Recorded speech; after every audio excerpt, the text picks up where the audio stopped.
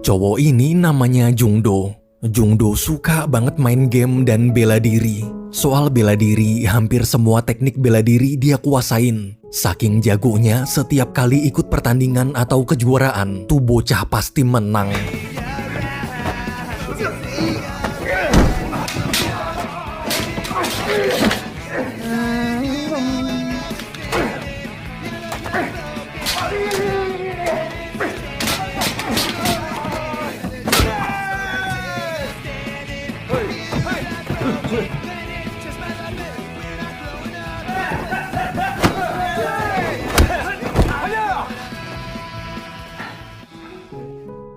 Suatu siang, pas Jungdo lagi push rank main PUBG bareng temen-temennya, ayah nelpon minta tolong anterin pesanan tamu. Setiap hari, Jungdo selalu membantu usaha kedai ayahnya. Hingga suatu malam, ketika sedang mengantar pesanan, Jungdo nggak sengaja ngeliat ada polisi lagi berantem sama penjahat.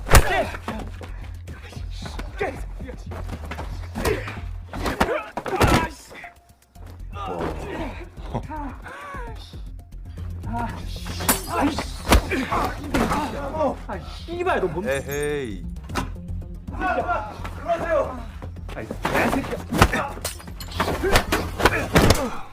괜찮으세요? 정말 감사합니다. Esok harinya, berkat aksinya kemarin, Jungdo diundang ke kantor polisi untuk diberi penghargaan. Selesai foto-foto, seorang polisi senior bernama Kim menyapa dan ngajak kenalan. Waktu ngobrol di kantor, Kim memberitahu kalau sekarang dia lagi kekurangan petugas lapangan. Karena Jungdo jago bela diri, Kim membujuknya agar mau bergabung. Cobain aja dulu sebulan, siapa tahu cocok. Jungdo lalu bertanya, apa kerja jadi polisi itu seru? Kim menjawab, seru banget. Jungdo pun tertarik, tapi dia minta waktu memikirkan dulu. Sepulang ke kedai, Jungdo cerita ke ayah soal tawaran Kim tadi.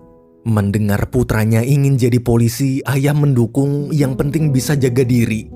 Setelah dapat izin, besoknya Jungdo mulai bergabung ke divisi pengawas tahanan kota. Sebelum bertugas, senior menjelaskan tugas divisi kita adalah mengawasi tahanan kota yang baru aja dibebaskan agar tak berbuat kriminal lagi.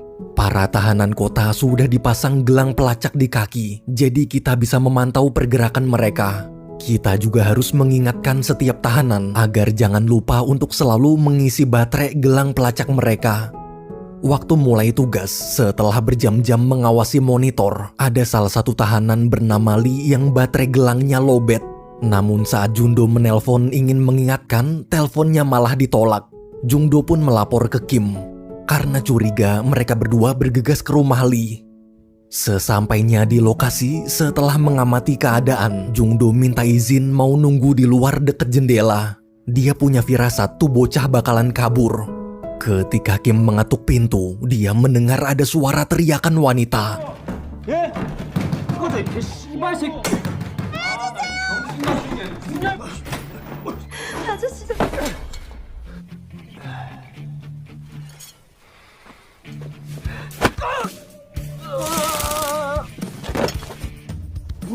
Dengan mudah Jungdo melumpuhkan Lee.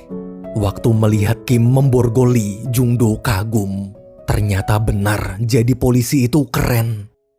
Besoknya lagi-lagi ada tahanan kota yang terpantau mencurigakan. Dengan semangat Jungdo langsung melapor. 팀장님.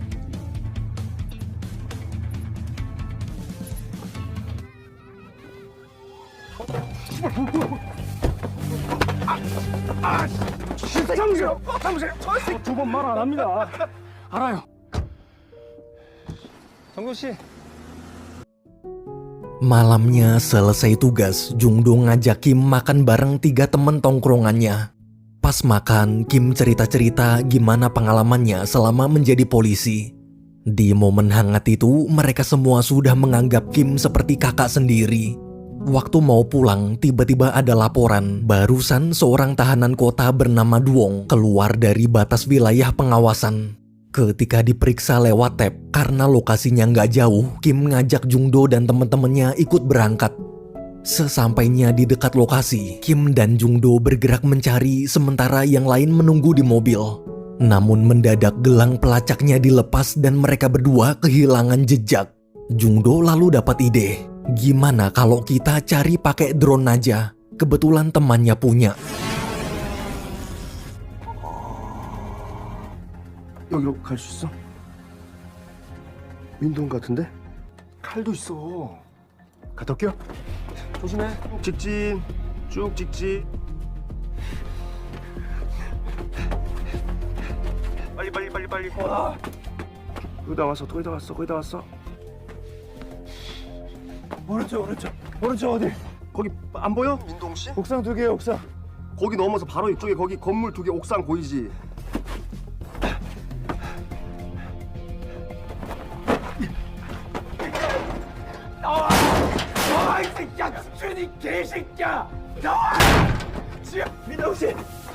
Saat Duong ingin menghabisi orang, sambil ngos-ngosan Jungdo berusaha menenangkan. Duong malah nyerang Jungdo.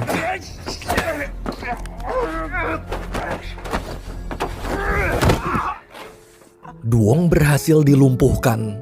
Tapi pas Jungdo lengah, Duong mengancam ingin berbuat nekat. Jungdo pun panik. Di telepon saat tahu situasinya, Kim minta Jungdo mengikuti ucapannya. Sesuai arahan Kim, Jungdo bertanya, apa Duong lagi ada masalah? Sambil menangis, Duong cerita kalau dia malu dan sakit hati selalu dihina temannya gara-gara jadi tahanan kota. Jungdo lalu berusaha menenangkan. Dia tahu Duong lelah, tapi bersabarlah sedikit lagi. Jika sabar menjalani masa hukuman sampai selesai, maka status tahanan kota akan berakhir dan akan bisa benar-benar bebas. Setelah ditenangkan, Duong akhirnya luluh. Keesokan harinya, terlihat Jungdo baru aja mengganti gaya rambutnya jadi lebih rapih. Ketika berjalan menuju kantor, dia nggak sengaja melihat tahanan kota bernama Gumnam lagi ngegodain pelayan wanita di kedai. Karena punya firasat buruk, sesampainya di kantor, Jungdo terus memantau gerak-gerik Gumnam. Hingga malamnya saat pergerakan Gumnam mulai mencurigakan, Jungdo lapor ke Kim. Sesuai dugaan, pas Kim nelpon, teleponnya ditolak. Jungdo dan Kim pun pergi ke lokasi Gumnam. Waktu sampai, karena gelangnya dicopot, mereka berdua berpencar.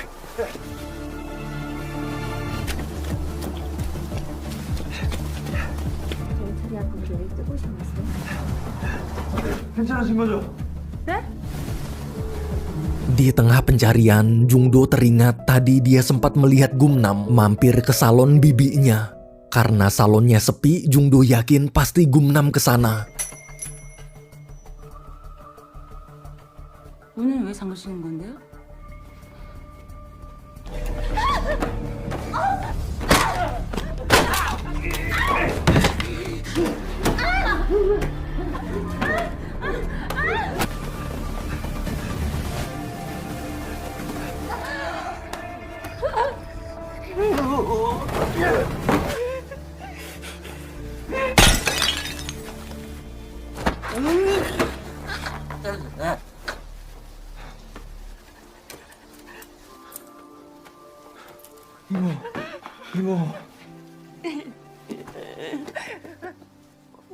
Jungdo berhasil menyelamatkan bibi tepat waktu. Besok paginya, waktu lagi sarapan, Jungdo bertanya ke ayah, menurutnya pekerjaan apa yang bisa bikin kita bahagia. Ayah menjawab, di pekerjaan apapun intinya bukan bahagianya, tapi ikhlasnya. Jika mengerjakannya ikhlas, maka hati pasti bahagia. 1 minggu kemudian terlihat Kim bersama Jungdo dapat tugas khusus mengawasi narapidana bernama Kang yang baru aja bebas dan jadi tahanan kota. Kang ini pernah melecehkan anak di bawah umur. Di penjara setelah memasangkan gelang pelacak di kaki Kang, Kim Jungdo bersama polisi lain mengawalnya pulang ke rumah. 출발하겠습니다. 앞에 나오세요. 위험합니다. 북한 행동 자제해 주세요. 입니다. 앞에 나오세요.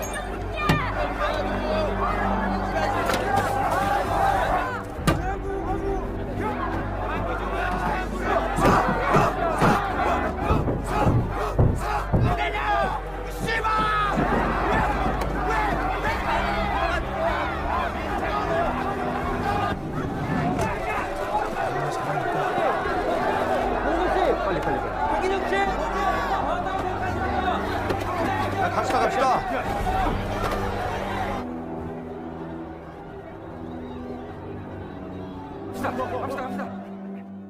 Keesokan harinya, saat sedang memantau layar monitor, Kang kelihatan bergerak keluar dari batas pengawasan. Jungdo pun pergi ke lokasi Kang, sementara Kim memberi arahan dari kantor. 형, 이사님 천천히 가주세요. 천천히.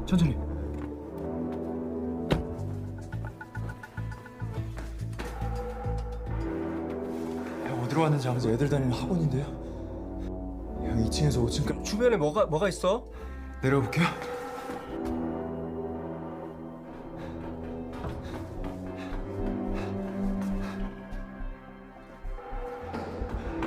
Sayangnya Jungdo kehilangan jejak. Di parkiran dalam mobil terlihat Kang sedang menemui seorang pebisnis ilegal. Si pebisnis menawarkan Kang pekerjaan untuk membuat film dewasa yang akan dijual ke situs gelap. Jika berminat, Kang akan dibayar 10 juta won atau 115 juta rupiah. Mendengar tawaran menggiurkan itu, Kang mau. Di sisi lain, di kantor, waktu tahu Jungdo kehilangan jejak, Kim berusaha terus menghubungi Kang. Agar tak ketahuan, Kang buru-buru ke kedai, lalu menjawab telepon dan bilang kalau dia cuma beli seblak. Setelah Jungdo memastikan Kang beneran lagi pesen makan, Kim pun menutup teleponnya. Besok pagi di kantor, Jungdo dan Kim mencoba menganalisa gerak-gerik Kang kemarin. Karena curiga, Jungdo minta izin ingin ke lapangan mengawasinya secara langsung. Lebih baik kita siap siaga daripada terlambat. Mendengar itu, Kim mengizinkan. Maghrib-maghrib terlihat ada gadis kecil bernama Minju sedang berjalan pulang. Namun ketika dia main sama anjing di pinggir jalan, tiba-tiba Minju diculik. Malamnya, seorang pria anak buah si pebisnis ilegal mengajak Kang ke suatu apartemen kosong sambil memberitahu kalau dia sudah dapat anak perempuannya. Jadi besok Kang sudah bisa mulai syuting membuat film dewasa. Pria itu juga bilang dia telah merekrut Lee, sesama tahanan kota, untuk membantu mengalihkan perhatian polisi. Keesokan harinya, maghrib-maghrib di kantor, Kim dapat laporan kalau Lee lagi-lagi bergerak melewati batas wilayah pengawasan. Karena Jungdo sedang sibuk mengawasi Kang di lapangan, terpaksa Kim yang pergi. Malamnya di tengah hujan deras, Kim bersama rekannya sampai di suatu gudang. Waktu keliling mencari Lee, mendadak terdengar suara teriakan perempuan. Saat ingin menolong, ternyata mereka dijebak. Di sisi lain, Jungdo masih terus mengikuti Kang. Ketika masuk ke dalam ruko, Jungdo juga dijebak.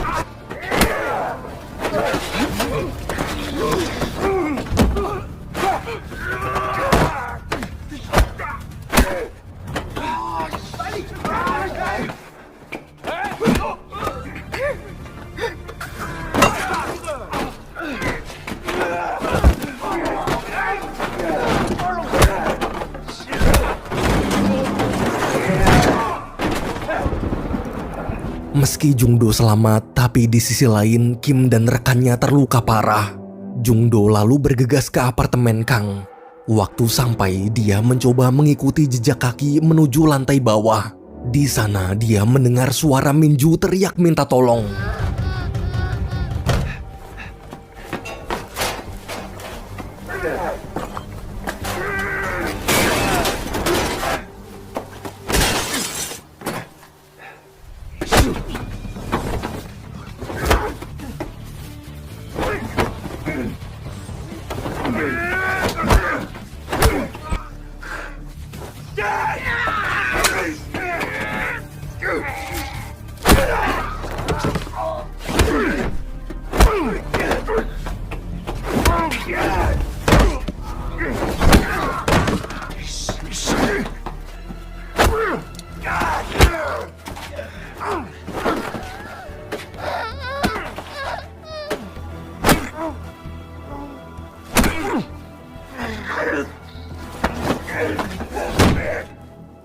Jungdo berhasil mengalahkan Kang. Melihat Mingju menangis ketakutan dengan kondisi terluka parah, Jungdo berusaha menenangkan. Namun dia lengah.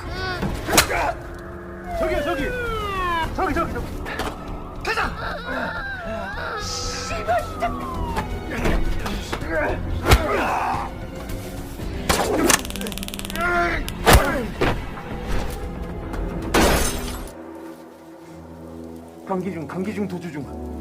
불쌍한 남자와 경관 상류. Di rumah sakit, melihat kondisi putranya terluka parah, ayah syok. Tapi saat sadar, Jungdo justru mengkhawatirkan Mingju.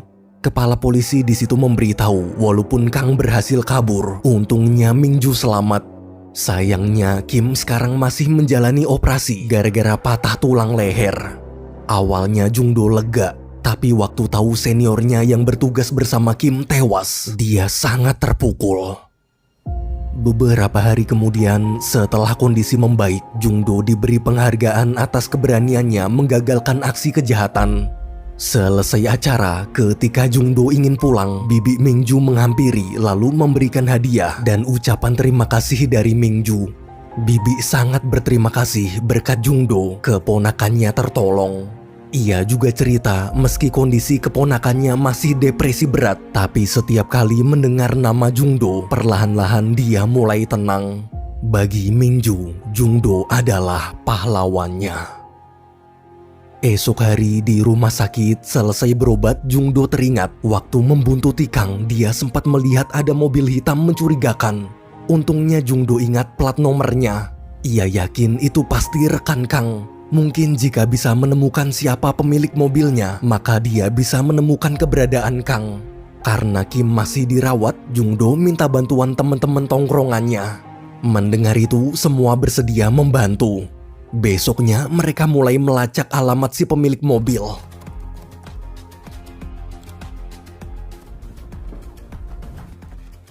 설사한테 맞을까?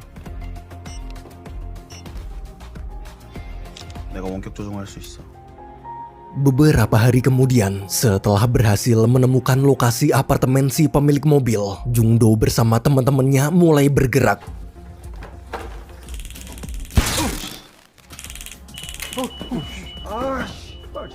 Waktu si pebisnis keluar, Jungdo langsung menyergap dan menginterogasinya.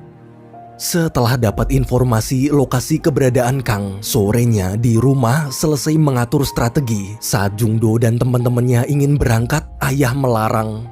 Ayah tak ingin Jungdo membahayakan diri lagi. Ketika bicara berdua, dengan sedih Jungdo memberitahu Mingju mengalami depresi berat padahal umurnya baru 10 tahun. Sekarang penjahat itu sedang berkeliaran di luar sana. Siapa lagi yang akan jadi korban pelecehannya? Meski polisi sedang bergerak mencari, tapi Jungdo juga tak bisa tinggal diam gitu aja. Tolong izinkan jagoanmu ini pergi, ayah. Jungdo janji akan pulang dengan selamat. Melihat tekad putranya, ayah akhirnya mengizinkan. Jungdo dan teman-temannya lalu berangkat ke lokasi Kang.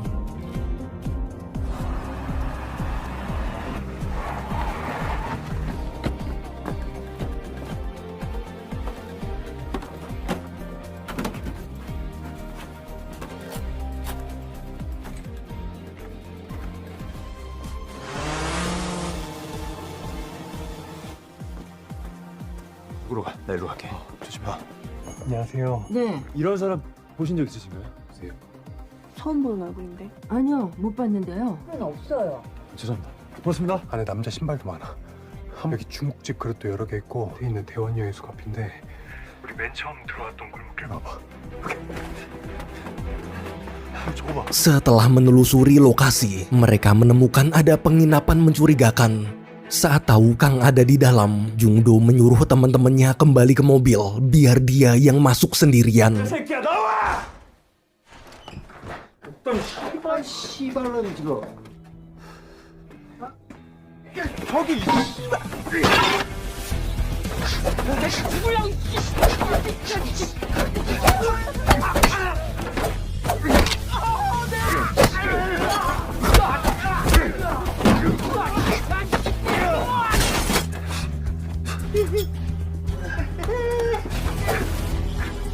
새끼야!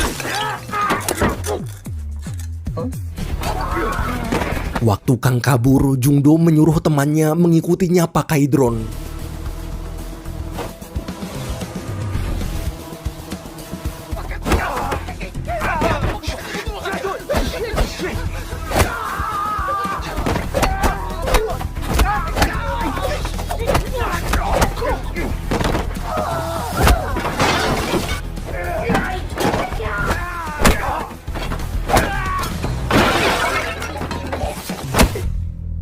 Setelah berhasil mengalahkan semua preman, Jungdo buru-buru mengejar Kang sesuai arahan temennya.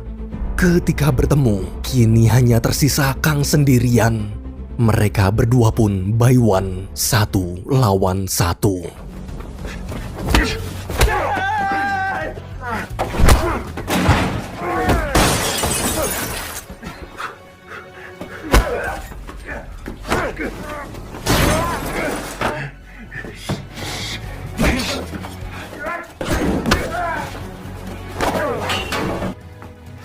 들어와.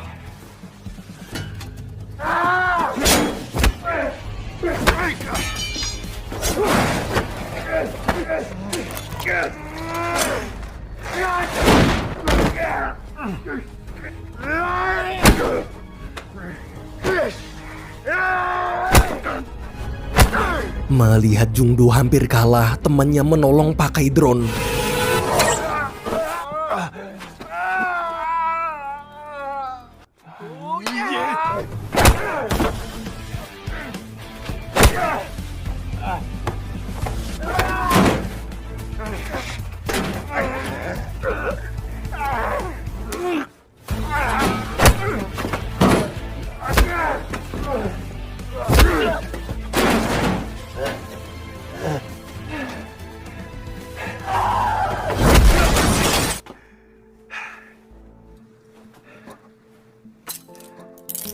당신은 무리한 증거가 될 수 있으면 Jungdo menang. Beberapa hari berlalu setelah berhasil menangkap Kang, Jungdo dan teman-temannya diundang Presiden Korea langsung untuk diberi penghargaan. Pak Presiden berterima kasih berkat keberanian Jungdo, penjahat kejam seperti Kang akhirnya tertangkap. Di tengah acara, Mingju bersama orang tuanya datang. Mingju lalu memberikan bunga. Sambil tersenyum, gadis kecil itu berkata, "Terima kasih, pahlawanku." Melihat Mingju sudah bisa tersenyum lagi, Jungdo sangat lega.